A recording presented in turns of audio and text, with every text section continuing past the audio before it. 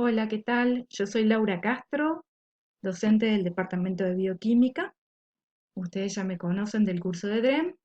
También participamos en este curso de BCC6 y en particular ahora vamos a hablar del metabolismo del hierro.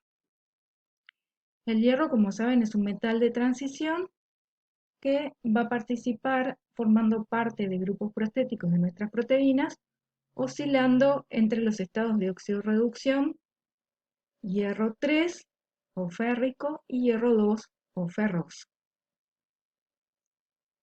Bien. Bueno, se calcula que el contenido total de hierro del organismo es alrededor de 3 a 4 gramos. Y de estos 3 a 4 gramos, la mayor parte va a estar formando parte de los grupos hemo. ¿tá? O sea, acá vemos la distribución total del hierro. Vemos que la mayor parte del hierro está formando, como decíamos, parte del grupo prostético de lo que es el grupo hemo, mayoritariamente en la hemoglobina y en otras hemoproteínas.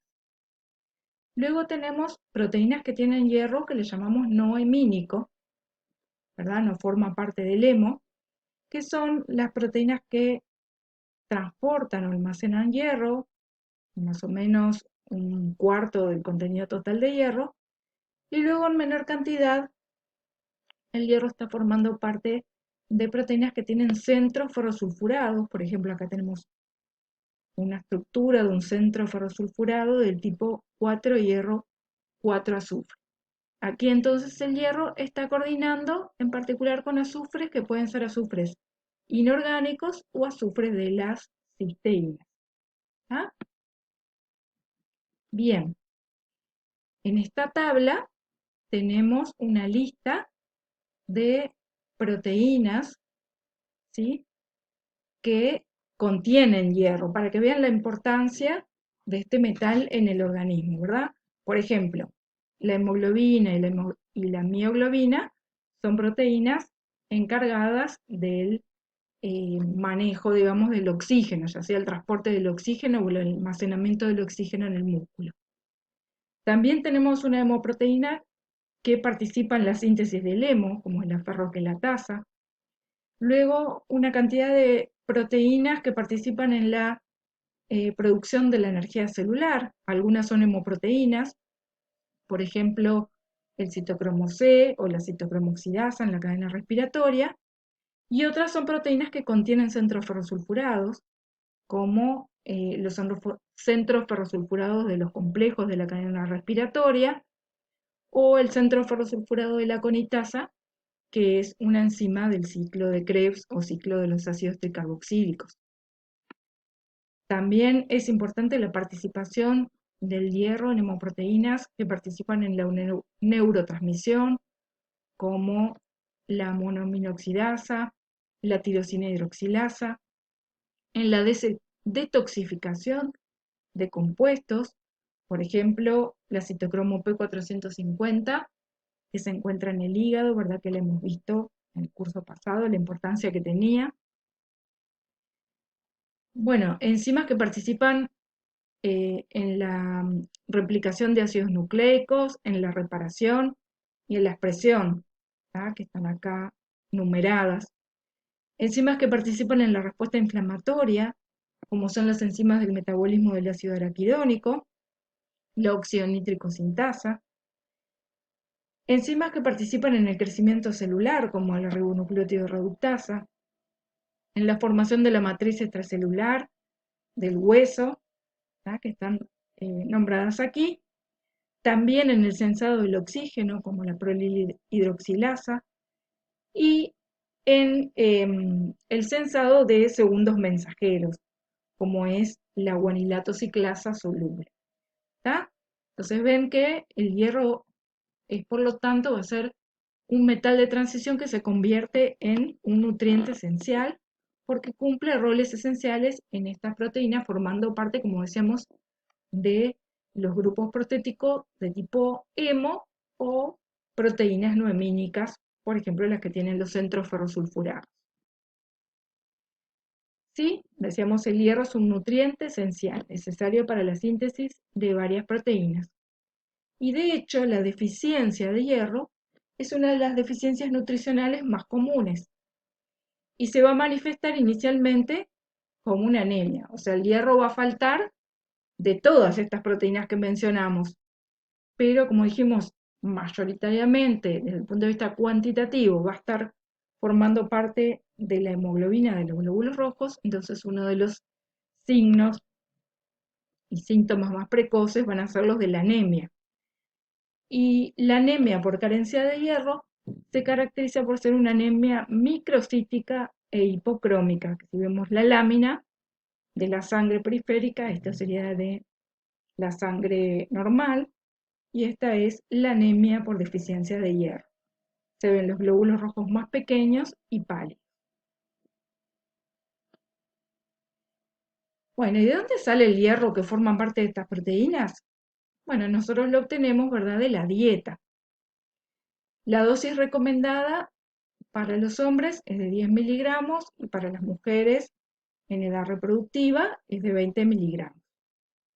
¿Y de la dieta dónde la obtenemos? Bueno, la obtenemos de fuentes animales y de fuentes vegetales. El hierro presente en la carne, en forma de hemo, se absorbe fácilmente. En cambio, el hierro no hemínico, que está presente en los vegetales, se absorbe con menor facilidad, ya que este hierro que acompaña a los vegetales puede tener compuestos que lo quelan o lo precipitan, como son los fitatos u oxalatos. ¿Tá? Por eso, cuidado con las dietas veganas, donde si bien el aporte de hierro por parte de los vegetales desde el punto de vista cuantitativo puede ser el adecuado, este se absorbe mucho menos. ¿Tá? Entonces, estas dietas tienen que tener mucho cuidado con el contenido de hierro, ¿verdad? Calcularse muy bien y si no va a haber que tomar un suplemento de hierro. Bien, el hierro, vieron que dijimos en la primera figura, decíamos que va a oscilar entre hierro 2, ferroso, o hierro 3, el hierro oxidado. ¿Cómo se absorbe el hierro? El hierro se absorbe en forma reducida, como hierro ferroso. Por eso es que la absorción de hierro es promovida por la vitamina C o ácido ascórbico, que favorece la reducción del hierro. Entonces vamos a ver, si se absorbe como hierro 2, el hierro cuando atraviesa las membranas, utilizando unas proteínas, como vamos a ver, lo va a hacer siempre como hierro 2, pero se va a transportar en la sangre como hierro 3 unido a una proteína plasmática que es la transferrina. En la célula se va a almacenar como hierro 3 unido a la ferritina. Y decíamos que va a ingresar a las células que lo necesitan mediada por un receptor. Acá tenemos un esquema con la panorámica general del metabolismo del hierro que vamos a ir desarrollando en esta clase, donde se muestra desde la célula, lo que sería una célula del epitelio intestinal. En la absorción de hierro en el epitelio intestinal vemos que se puede absorber como hierro 2 o como hemo. Una vez dentro de la célula, ¿verdad? El hierro 2, que se absorbió como tal o que vino del hemo, va a atravesar la membrana basolateral por otra proteína y va a pasar al plasma donde va a ser captado por la transferrina, que decimos es la proteína plasmática que transporta el hierro. ¿Sí? Entonces esta transferrina va a ceder su hierro a distintos tejidos. En particular va a ser muy importante la captación de hierro por la médula ósea, ¿verdad? Porque es allí donde ocurre la eritropoyesis. Pero esta transferrina también lleva el hierro a distintos tejidos. También el hígado cumple un rol muy importante en el almacenamiento de hierro. ¿Verdad? Parte de este hierro entonces va a ser captado por el hígado donde se va a almacenar en forma de ferritina u hemosiderina. ¿Sí? También el hierro, este pool de hierro que está en el plasma, no solo es importante el que viene de la dieta, sino el que viene del reciclaje de los glóbulos rojos, ¿verdad? Una vez que se sintetizan los glóbulos rojos, ustedes saben que esos glóbulos rojos viven más o menos 120 días, o sea, tienen una vida media de 120 días, y entonces una vez que se degradan los glóbulos rojos, ¿sí? El grupo hemo va a dar origen, como ya vimos, a la bilirrubina, y el hierro se va a reciclar. Este hierro entonces que se libera, una vez que se abre el anillo porfirínico del grupo hemo, se va a reutilizar, ¿verdad? Entonces va a ser transportado nuevamente por la transferrina y captado ya sea por la médula ósea, por las demás células y también por el hígado. Bien, entonces dijimos que el hierro es sin duda un nutriente esencial. Pero ¿qué pasa si tenemos un exceso de hierro libre?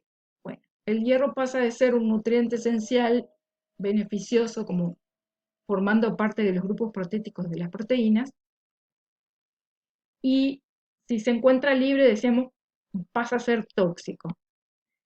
¿Por qué? Porque el hierro tiene la capacidad, decíamos, de reducir distintas biomoléculas. En particular, cuando reacciona con especies reactivas del oxígeno, ¿sí? Como el peróxido de hidrógeno, el hierro 2 entonces va a reducir el peróxido de hidrógeno en radical hidroxilo. Esta es la conocida reacción de Fenton. El radical hidroxilo es una especie reactiva del oxígeno, que además es un radical libre del oxígeno. Eso está representado por este puntito. Eso indica que es un radical libre. Y este radical libre, el radical hidroxilo, es el radical libre del oxígeno más inestable. ¿Por qué? Porque es altamente reactivo. Va a reaccionar con cualquier biomolécula con la que se encuentre. Es decir, puede reaccionar con los lípidos, produciendo la lipoperoxidación de los ácidos grasos. Puede reaccionar con proteínas, promoviendo la oxidación de distintos aminoácidos de las proteínas. Y también puede reaccionar con las bases nitrogenadas del ADN. Por lo tanto, cuando la oxidación debido a este radical hidroxilo sobrepasa los mecanismos antioxidantes que se encuentran en las células, se va a producir un daño en las biomoléculas, ya sea en los lípidos, en las proteínas y en el ADN. Esto va a llevar a este daño en las biomoléculas que pueden producir, en el caso de los lípidos, decíamos la lipoperoxidación, modificará la fluidez de la membrana. El daño en las proteínas va a modificar la estructura y la función de las proteínas.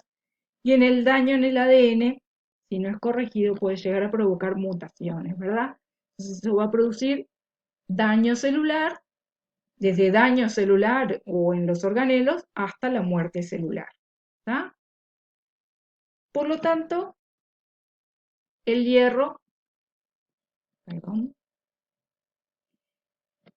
el metabolismo del hierro va a estar muy regulado, ¿verdad?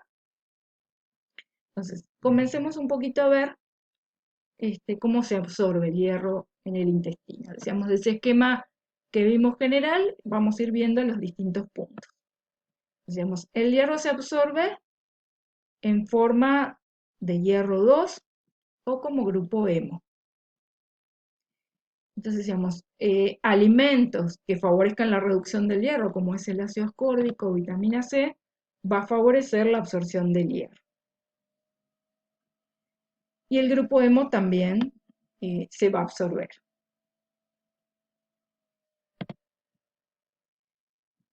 ¿Cuánta es la cantidad necesaria que precisamos de hierro diario para la síntesis de hemoglobina? Bueno, en los lactantes, 1 miligramo, y esto se obtiene a partir de 10 miligramos que tienen que ser lo mínimo que debe aportar la dieta. En los niños los requerimientos bajan un poco, a 0,5 miligramos, y eso implica que un niño debe ingerir un mínimo de 5 miligramos por día de hierro. Las mujeres jóvenes necesitan un mayor aporte de hierro para sintetizar hemoglobina, 2 miligramos, y esto se obtiene de 20 miligramos mínimo por día de la dieta. ¿Por qué las mujeres jóvenes necesitan mayor cantidad de hierro? Bueno, porque las mujeres jóvenes en edad reproductiva, ¿verdad? Todos los meses tienen la menstruación y eso implica una pérdida sanguínea y por lo tanto una pérdida de hierro que no se recupera, ¿verdad? Las mujeres embarazadas necesitarán un requerimiento mayor de hierro para la síntesis de hemoglobina y eso requiere que en la dieta se deba aportar 30 miligramos por día. En general, cuando se hacen en los embarazos controlados, se les manda un suplemento de hierro a las embarazadas. Y luego en los hombres y en las mujeres posmenopáusicas, donde ya no tienen la pérdida de hierro por la menstruación, la cantidad necesaria para la síntesis de hemoglobina disminuye a 1 miligramo y eso se obtiene de 10 miligramos por día de la dieta. Bueno, entonces acá vamos a ver con más detalle la absorción intestinal de hierro. Decíamos que entonces el hierro en forma libre se va a absorber como hierro 2. Esto está favorecido cuando tenemos alimentos que reducen el hierro, pero además en la membrana apical de los enterocitos hay una proteína, que es el citocromo B duodenal, que cataliza entonces la reducción de hierro 3 a hierro 2. El hierro 2 entonces va a pasar al interior celular por una proteína que se llama DMT1 o transportador de metales divalentes 1, que entonces transporta hierro en presencia de un protón. El hierro 2 entonces pasa al interior celular. Decíamos que también el hierro es capaz de absorberse en forma de hemo, es a través de este mecanismo ha sido caracterizado muy recientemente. El hemo se une a una proteína, se produce una endocitosis de ese hemo y luego se libera el hierro del hemo por acción de la hemoxigenasa y este hierro 2 entonces va a formar parte del pool de hierro de los enterocitos. ¿Qué va a pasar con el hierro en los enterocitos? Bueno, una parte lo va a utilizar el propio enterocito para la síntesis de sus proteínas que contienen hierro, se va a almacenar en forma de ferritina, pero la mayor parte va a pasar, ¿verdad?, hacia los capilares portales por la membrana vasolateral. La salida de hierro entonces se da también a través de una proteína denominada ferroportina. ¿Está? Son proteínas que tienen que recordar el transportador de DMT1 y la ferroportina. El DMT1 en la membrana apical, la ferroportina en la membrana vasolateral del enterocito. ¿Sí? Bien, la ferroportina, como su nombre dice, transporta hierro 2, pero el hierro, para unirse a la transferrina, que es la proteína plasmática que transporta el hierro, debe oxidarse a hierro 3. Entonces, una vez que pasa el hierro a través de la ferroportina, es oxidado por otra proteína que se denomina efastina o hepastina, que entonces oxida el hierro el hierro 2 a hierro 3, y entonces así se une a la transferrina. Bien, entonces decíamos, el hierro es un nutriente esencial, pero que su metabolismo tiene que estar muy regulado para que no se produzca toxicidad por exceso de hierro, que genera la aparición de especies reactivas del oxígeno que son altamente reactivas, como dijimos. Entonces los organismos han desarrollado sistemas para acumular hierro cuando hay en abundancia, para almacenarlo en forma segura y para transportarlo también en forma segura. Bien. Entonces para esto tenemos unas proteínas claves. Una es la transferrina, que es la proteína que transporta el hierro en el plasma. Otra es la ferritina, que es una proteína de almacenamiento de hierro que se expresa en todos los tejidos, en todos los tipos celulares, pero en forma muy abundante en el hígado. Dijimos que el hígado tiene un papel muy importante en el metabolismo del hierro. Y este es uno de ellos, ¿verdad? Que acumula hierro en forma de ferritina. Bueno, dijimos la ferritina, entonces es la proteína de almacenamiento. Entonces, esta proteína se caracteriza por tener varias cadenas polipeptídicas en el exterior que van rodeando a un núcleo central de hidróxido férrico fosfato, capaz de almacenar hasta 4.500 átomos de hierro. Las cadenas polipeptídicas que están en el exterior son 24 polipéptidos que están rodeando ese centro óxido-hidróxido de hierro. ¿Sí? O sea, la estructura de la proteína sería esta. ¿Sí? Y estos 24 polipéptidos se caracterizan por estar formados por una combinación de cadenas pesadas y cadenas livianas. Cadenas pesadas es porque su peso molecular es de 21 kilodaltons y las cadenas livianas tienen un peso molecular menor de 19 kilodaltons.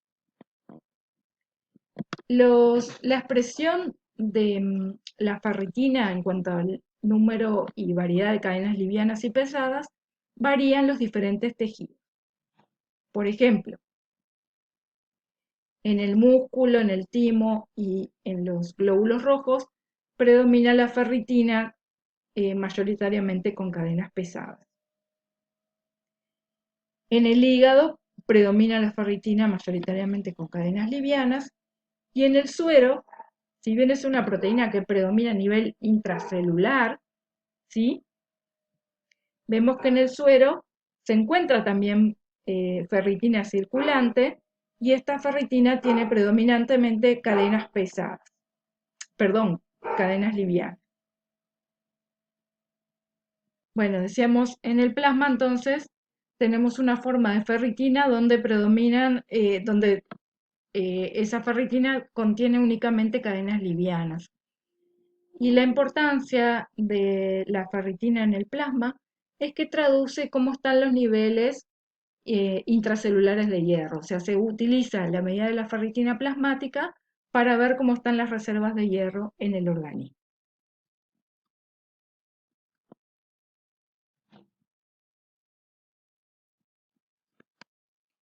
Bien, luego vamos a hablar de la transferrina, que es la proteína de transporte.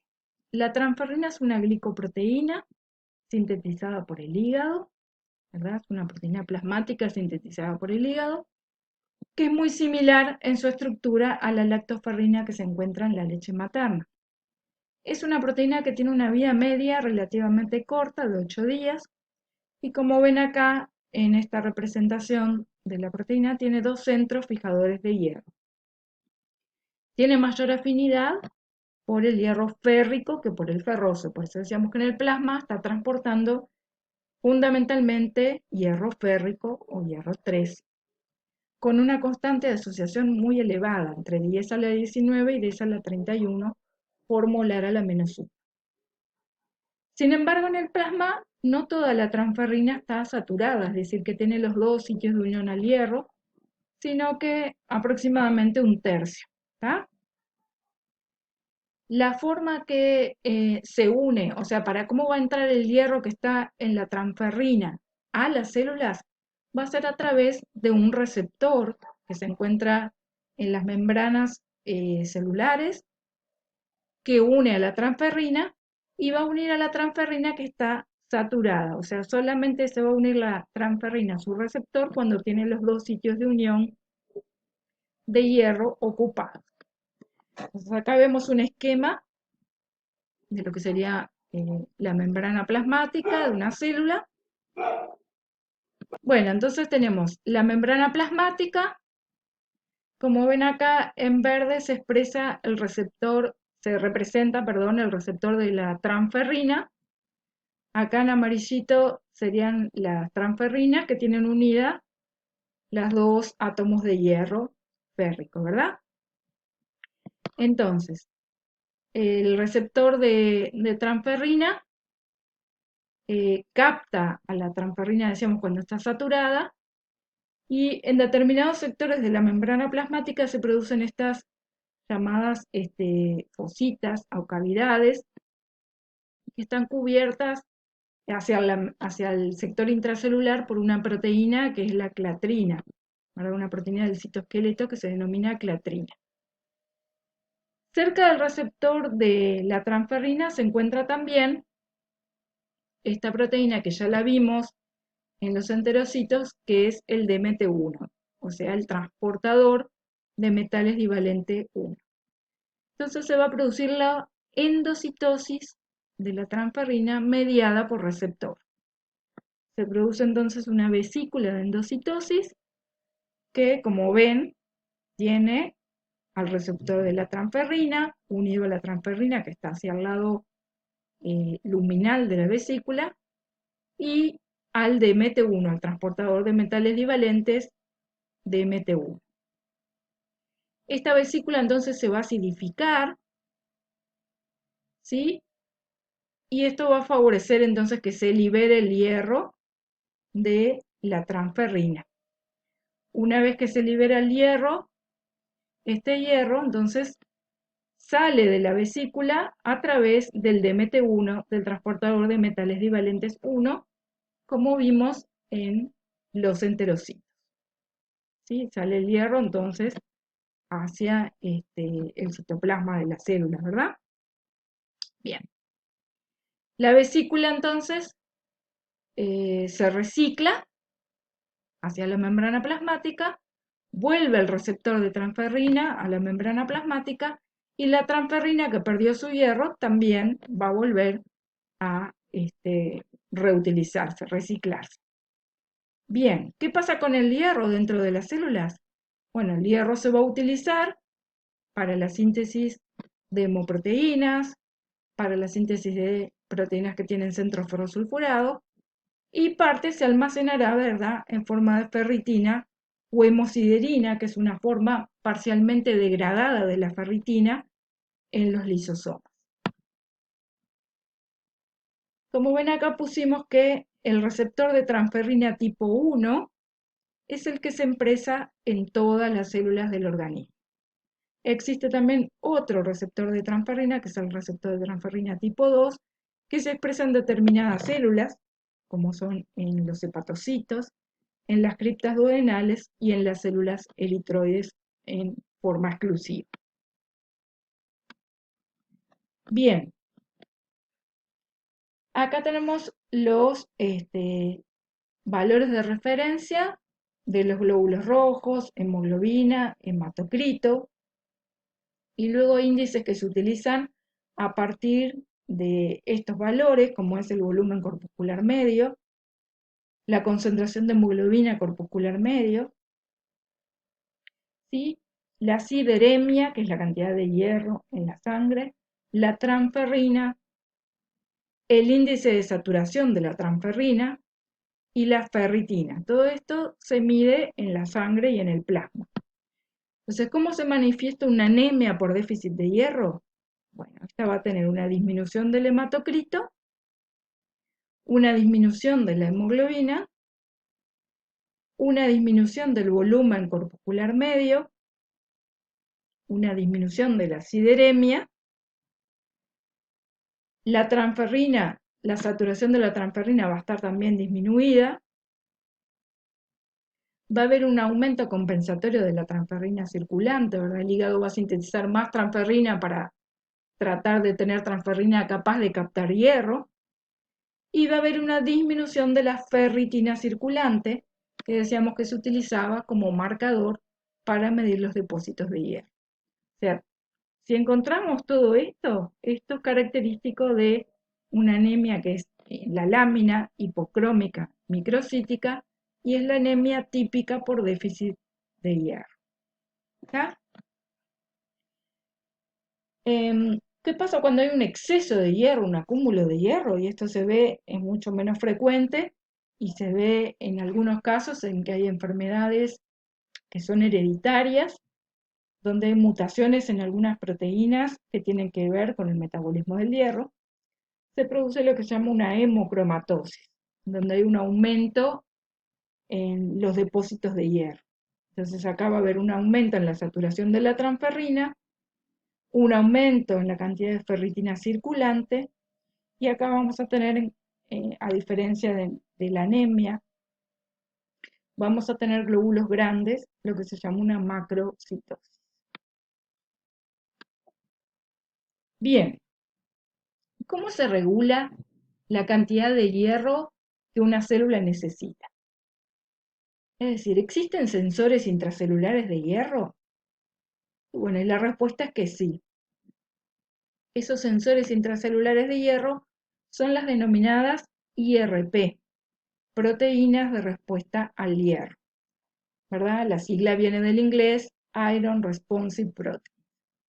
Estas son proteínas que se encuentran en el citoplasma y que se unen a unas estructuras del ARN mensajero que se denominan IRE, también del inglés Iron Responsive Elements o elementos de respuesta al hierro.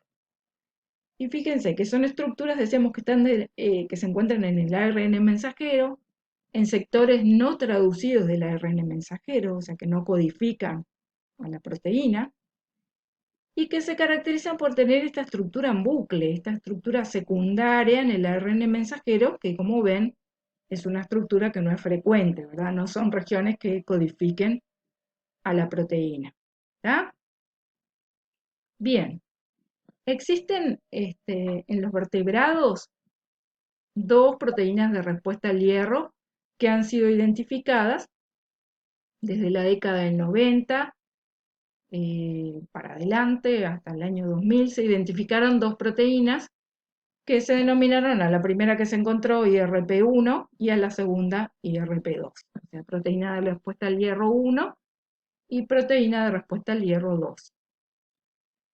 La proteína de respuesta al hierro 1, que como dijimos fue la primera identificada, es una proteína que en realidad se conocía hace mucho tiempo antes que la década del 90 y se la conocía como la conitasa mitocondrial.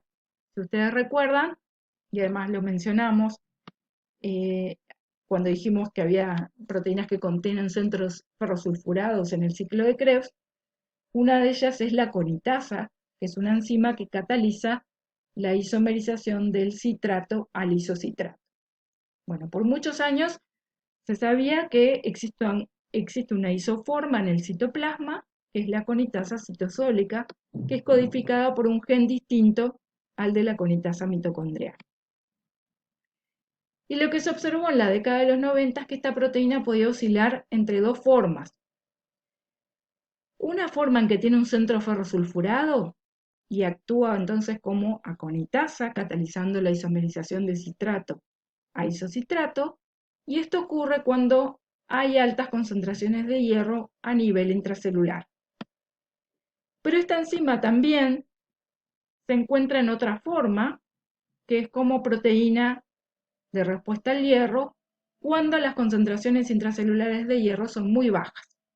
Entonces allí esta proteína, la conitasa, pierde su centro ferrosulfurado, por lo tanto no puede catalizar más la conversión de citrato a isocitrato, pero los aminoácidos que coordinaban con el centro ferrosulfurado van a empezar a interactuar con estos bucles de ARN mensajero denominados elementos de respuesta al hierro.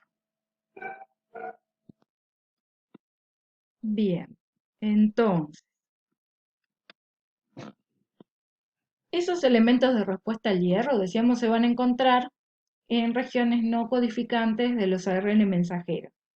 Por ejemplo, para el caso del ARN mensajero del receptor de la transferrina, acá tenemos un esquema de lo que sería el mensajero, acá tenemos el extremo 5', la región codificante, o sea que se va a traducir, y en el extremo 3' del receptor del ARN mensajero, del receptor de la transferrina, tenemos 5 de estos bucles, de estos elementos de respuesta al hierro.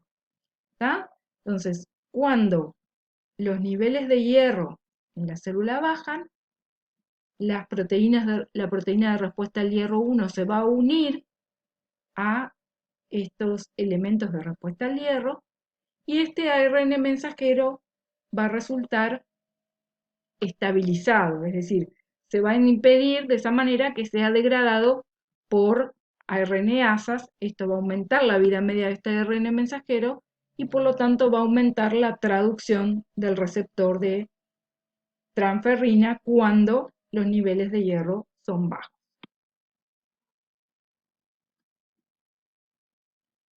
En el caso del ARN mensajero de la ferritina, el elemento de respuesta al hierro se encuentra en el extremo 5', en una región no codificante de este ARN mensajero. Acá está la región codificante. Recuerden siempre que la traducción era desde el extremo 5' hacia el extremo 3'. Por lo tanto, si este elemento de respuesta al hierro se encuentra en el extremo 5' y la proteína de respuesta al hierro se une aquí, ¿qué va a resultar cuando se una la proteína de respuesta al hierro a este ARN mensajero? Se va a impedir la traducción entonces de la ferritina. ¿Tá? O sea que cuando bajan los niveles de hierro, ¿sí?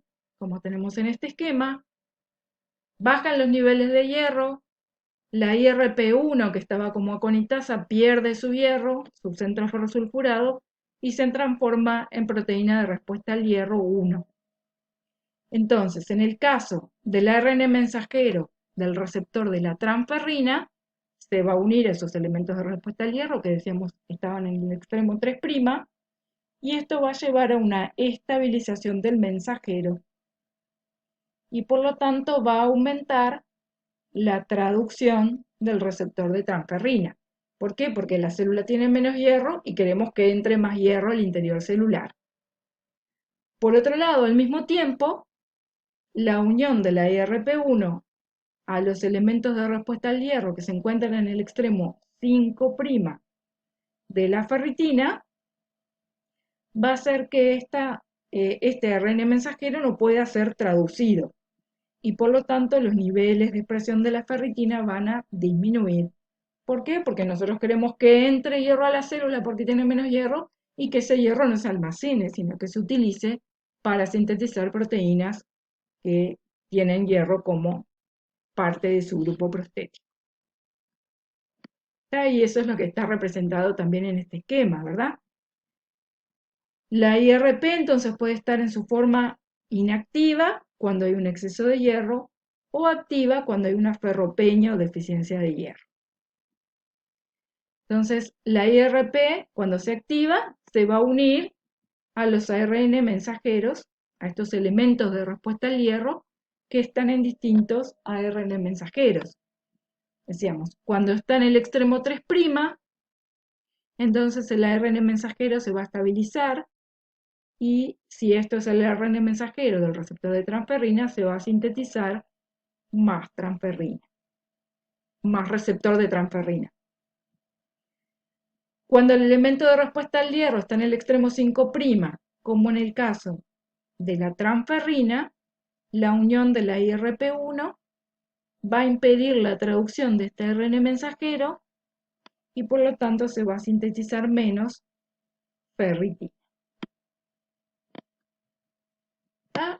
Al principio, las proteínas que inicialmente se conocieron tenían elementos de respuesta al hierro, son como ya dijimos la ferritina, cuyo elemento de respuesta al hierro está en el extremo 5', y del receptor de transferrina, cuyo elemento de respuesta al hierro está en el extremo 3'. Luego se identificaron otras proteínas que tienen elementos de respuesta al hierro en el extremo 5', por lo tanto, cuando disminuyen los niveles de hierro, la traducción de estas proteínas se va a disminuir. Entre estas proteínas tenemos, por ejemplo, como ya dijimos, a la ferritina, a la ácido aminoleubolínico sintasa eritrocitaria, a la conitasa mitocondrial y a la ferroportina. Mientras que en el extremo 3', además del receptor de transferrina, el DMT1, es decir, la proteína transportadora de metales divalentes, también tiene su ARN mensajero elementos de respuesta al hierro en el extremo 3'. Cuando disminuyen los niveles de hierro, entonces esto va a hacer que aumente la traducción del DMT1 y que se absorba más hierro desde el intestino. Y esto es lo que también está representado en este esquema, ¿verdad? Cuando los niveles de hierro son altos, la IRP1 está inactiva como IRP1 y está activa como aconitasa, catalizando la isomerización de citrato a isocitrato porque tiene un centro ferrosulfurado. Cuando los niveles de hierro son bajos, se pierde este centro ferrosulfurado y entonces esta IRP1 se activa y se va a unir a los elementos de respuesta al hierro que se encuentran en el extremo 5' de la ferritina y de estas otras proteínas, y a los elementos de respuesta al hierro que se encuentran en el extremo 3' del receptor de transferrina y el DMT1. ¿Está? Y por lo tanto, la regulación del ARN mensajero va a ser a través de la estabilización del mensajero o de la represión de la traducción de ese mensajero. Bien, dijimos que la IRP1 fue la primera proteína de respuesta al hierro conocida, que se describió más o menos en la década de los 90. Por ahí por el año 2000 se describió una segunda proteína de respuesta al hierro que se le denominó IRP2, y a diferencia de la IRP1, esta IRP2 no tiene actividad conitasa y se va a encontrar, en realidad la vida media de esta proteína en el citoplasma es muy baja. ¿Por qué? Porque normalmente va a estar siendo degradada ya sea por vía proteosomal o por vía lisosomal. Cuando la célula tiene la cantidad de hierro necesaria o un exceso de hierro, esta proteína IRP2, que está representada acá en verde, va a estar unida a otras proteínas. Una de ellas une hierro. ¿Tá? Cuando esta proteína IRP2 tiene unida a las otras proteínas, entre ellas la que une hierro, esta hace que se marque esta proteína para que se degrade por vía proteosomal. Cuando hay una escasez de hierro, estas proteínas se disocian de la IRP2, la IRP2 se libera, no se degrada, y se va a unir a los elementos de respuesta al hierro de la misma manera que la IRP1. Bien.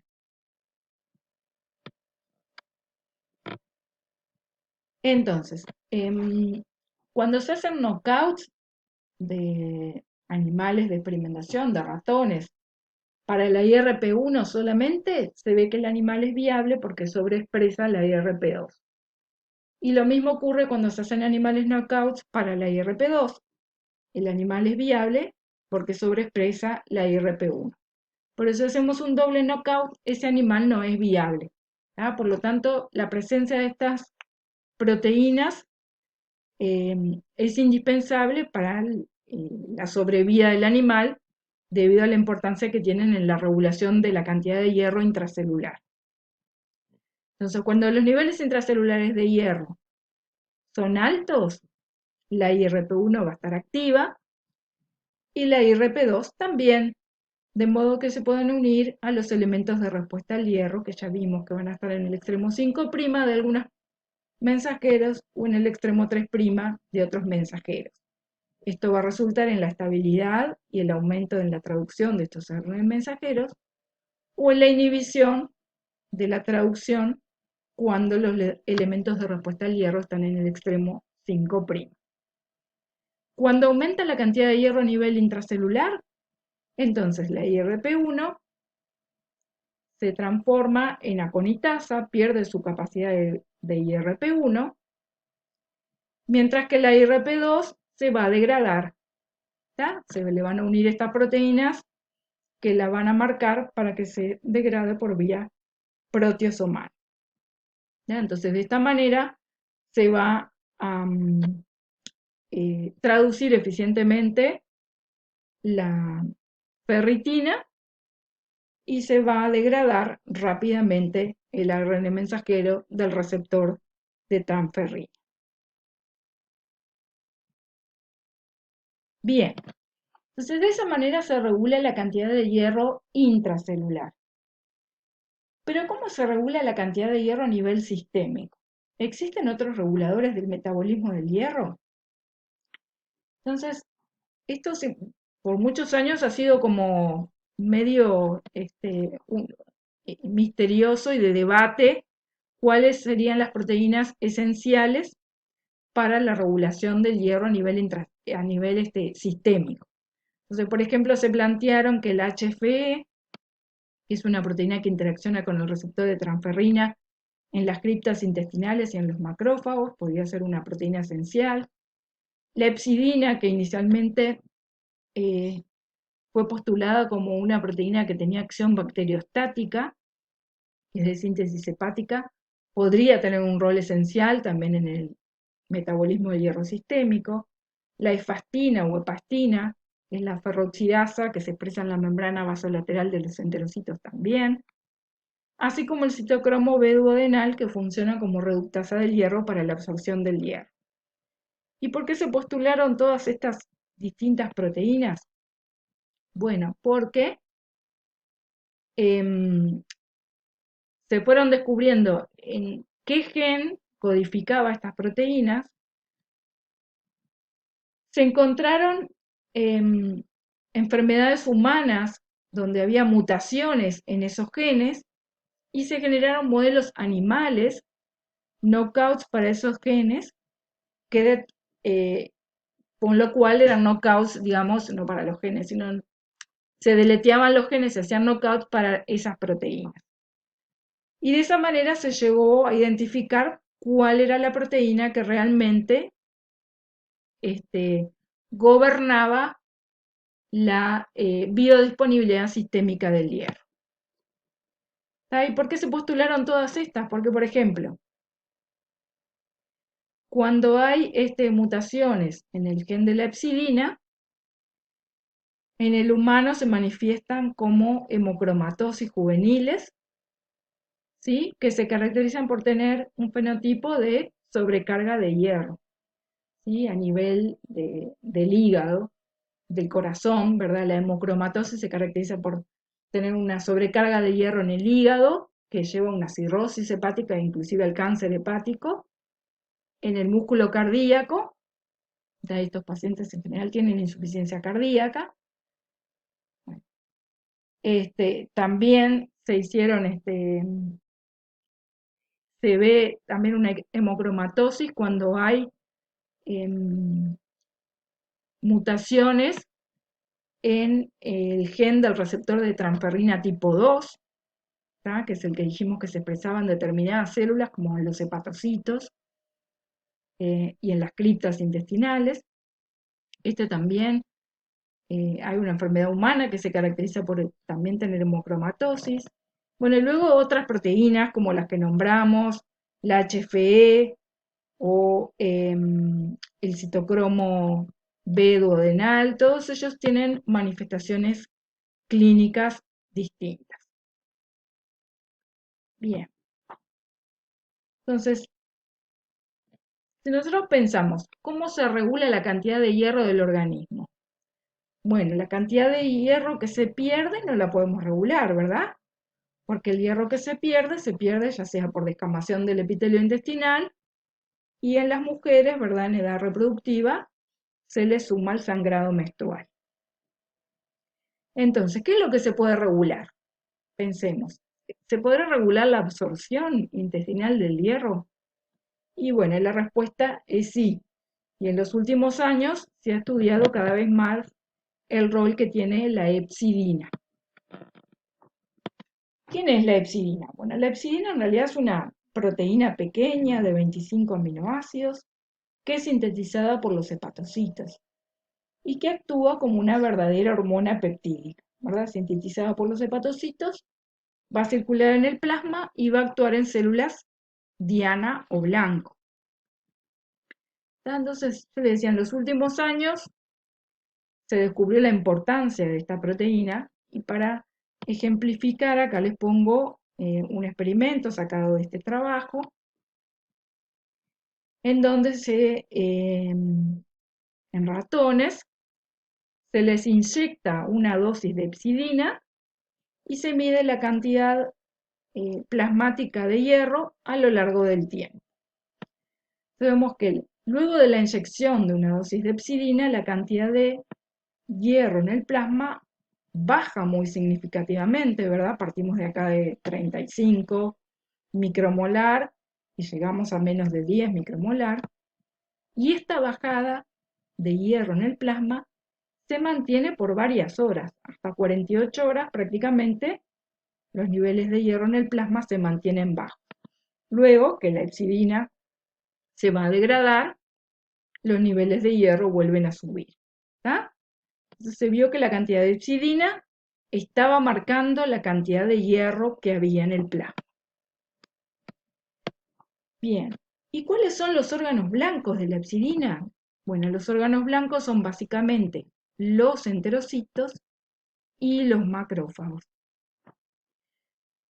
¿Cuál es el receptor de la hepcidina? El receptor de la hepcidina es esta proteína que nosotros mencionamos, que es la que se encarga de la salida de hierro de los enterocitos y también de los macrófagos cuando el hierro se recicla. Esta proteína que llamamos ferroportina. ¿Está?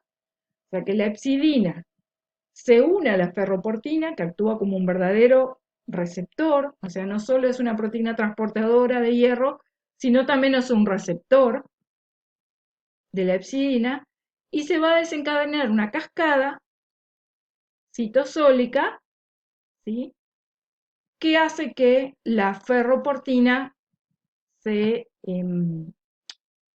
endocite al interior de los enterocitos o de los macrófagos y se degrade por vía lisosomal. ¿Está?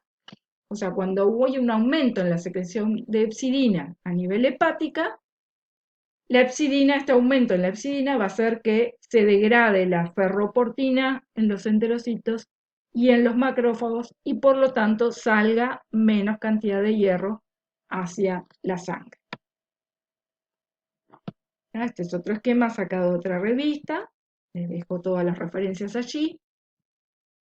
Muy esquemáticamente se muestra lo que sería un enterocito, el hierro absorbiéndose por el DMT1 y saliendo hacia los capilares portales por la ferroportina. En presencia de hepcidina, esta ferroportina se genera una cascada de señalización a nivel intracelular que hace que la ferroportina se endocita, y se produce la degradación vía lisosomal y por lo tanto la cantidad de hierro que va a pasar hacia los capilares portales va a ser mucho menor. Bien, entonces, en este esquema vemos que cuando hay un aumento en la cantidad de hierro, ¿sí?, ¿qué va a pasar? La transferrina va a estar más saturada que cuando hay poco hierro. Eso entonces es captado por los hepatocitos que van a aumentar la síntesis de hepcidina que está representada acá en verde.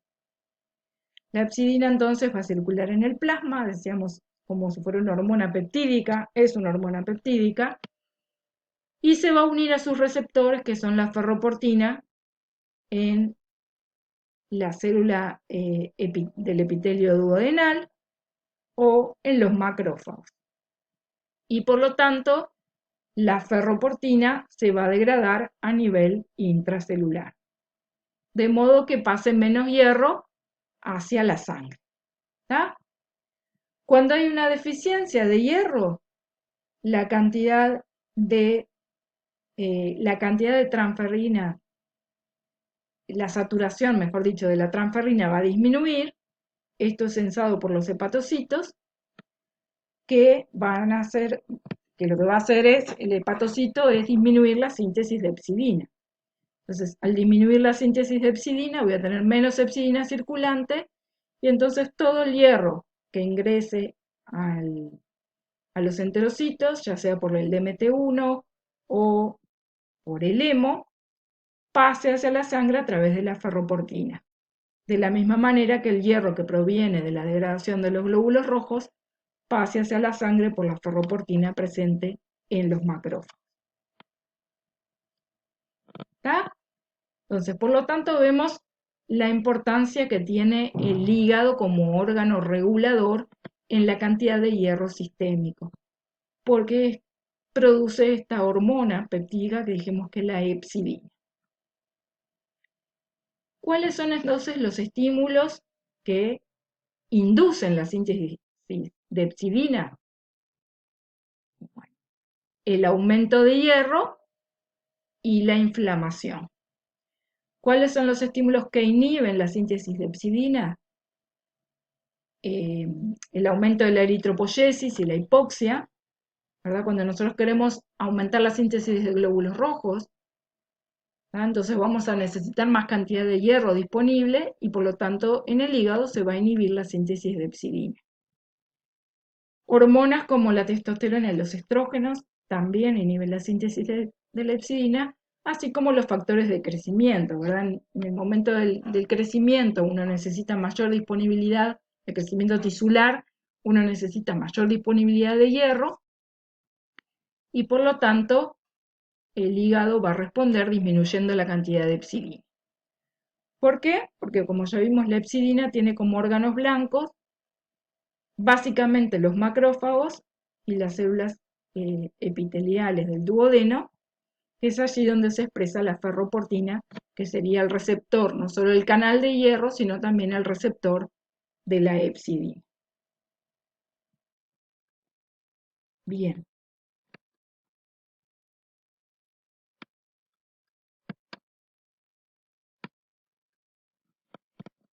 Bueno, entonces, ¿de qué manera el hígado responde aumentando o disminuyendo la cantidad de epsidina? Bueno, el mecanismo es complejo y está siendo dilucidado en estos últimos años.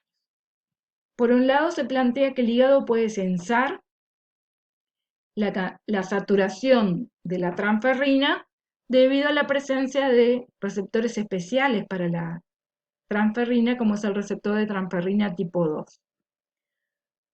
Por otro lado, se sabe que el hígado tiene unos receptores de las proteínas BMP, ¿sí? Que también tienen que ver con el sensado de la cantidad de hierro y por lo tanto con la síntesis de epsidina. ¿Está?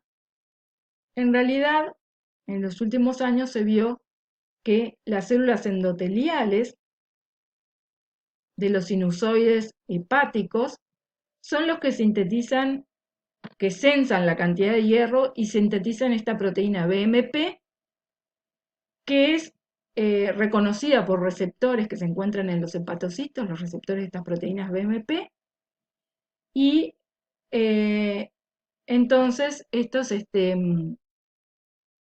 cuando se unen estas proteínas a los receptores, van a llevar a un aumento en la síntesis de epsidina cuando hay una cantidad de hierro, o bueno, a una disminución en la síntesis de epsidina cuando hay menos cantidad de BMP, ya que hay menos cantidad de hierro que es sensado por estos sinusoides hepáticos.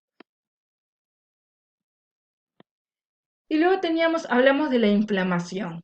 Esto es muy importante. ¿Por qué? Porque durante muchos años en medicina se veía que los pacientes que cursan con enfermedades crónicas, enfermedades inflamatorias crónicas o infecciones crónicas, estos pacientes, por más que que no tuvieran una deficiencia de hierro en la dieta,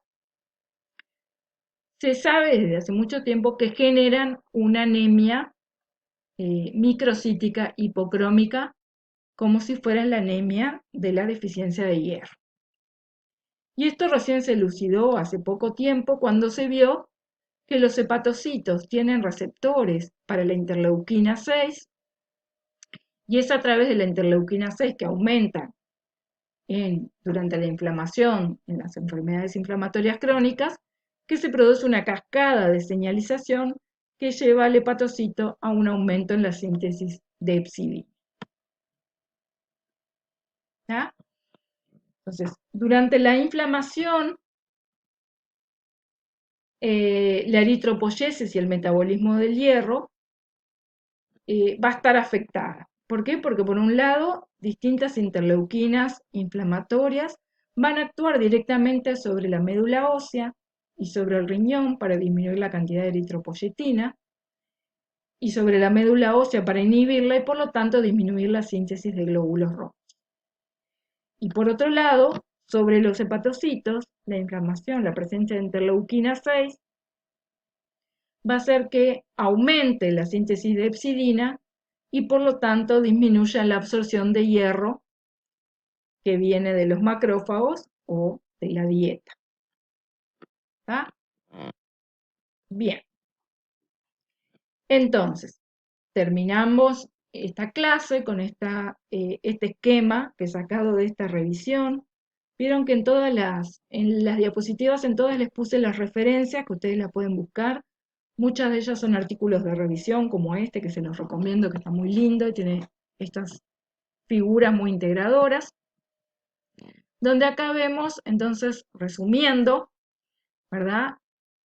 El hierro que obtenemos de la dieta puede venir en forma de hierro libre, que se va a absorber en forma de hierro 2 por el DMT1 o por el hemo.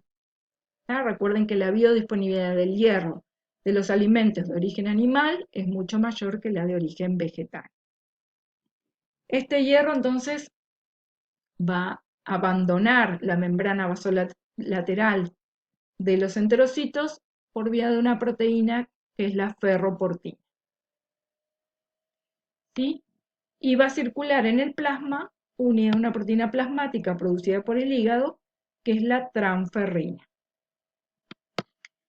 Este hierro plasmático también proviene del reciclaje del hierro que viene de los eritrocitos envejecidos. ¿Tá? Entonces, por acción de la moxigenasa, el grupo hemo, entonces se va a abrir el anillo porfirínico y el hierro también va a salir por vía de la ferroportina y va a ser transportado en el plasma, entonces, por acción de la transferrina. Ese hierro, entonces, se va a utilizar por todas las células para sintetizar las proteínas que tienen hierro, ya sean hemoproteínas o proteínas con centros ferrosulfurados, para la síntesis de glóbulos rojos. ¿Y quién regula la cantidad de hierro que pasa hacia el plasma, ya sea desde los enterocitos o de los macrófagos? Bueno, el hígado, a través de la secreción de esta hormona peptídica que es la hepcidina. ¿Está? Bien, y recuerden que el contenido intracelular de hierro de los tejidos es regulado por las proteínas de respuesta al hierro, la IRP1 y la IRP2, que van a regular a nivel de la traducción las distintas proteínas que tienen que ver también con la entrada de hierro a las células, es decir, por ejemplo, el receptor de transferrina o la ferritina, la forma que el hierro se acumula dentro de la célula. Bien, y para terminar, bueno, como les decía, quería hablar parte de la biografía. Como les decía, en las distintas diapositivas que fuimos viendo, tienen las referencias de los artículos donde saqué las figuras para la presentación. Además de los libros que se les recomienda en general en este curso, que son el Devlin, el Harper y el Marx, yo les voy a recomendar otros libros que están en el portal Timbó. En el portal Timbó, Biblo Timbó, además de estos recomendados para el curso, tienen el Marx. Pero además del Marx, yo encontré este libro, Principios de Bioquímica Clínica y Patología Molecular, donde tiene un capítulo específico de metabolismo del hierro. Y este otro libro, Metabolismo del Hierro y este capítulo de Metabolismo del Hierro y del hemo, que está en un libro que se llama Principios de Bioquímica Médica. ¿Tá? Tienen las referencias completas ahí, son libros muy nuevos y también tienen esquemas lindos que les van a servir mucho para esta clase. Bueno, espero que les sirva y cualquier pregunta van al foro de Eva que trataré de responderla lo antes posible. Gracias y suerte.